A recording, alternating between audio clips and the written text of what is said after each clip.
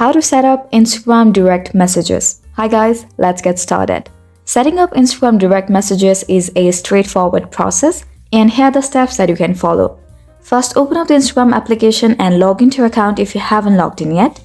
Once you're logged in, tap on the icon in the top right corner of your screen that looks like a messenger icon. Now this will take you to your direct messages inbox, and if you've never used Instagram direct before, you may not see any messages yet.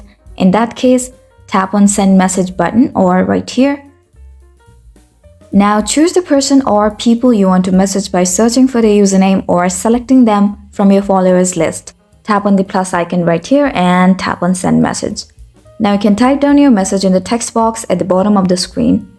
You can also send photos, videos, or voice messages by tapping the appropriate icon next to the text box. That's it. Successfully set up Instagram direct messages and sent your first message. So this was a tutorial on how to set up Instagram direct messages. I really hope this video is going to help you out, and thank you for watching till the end.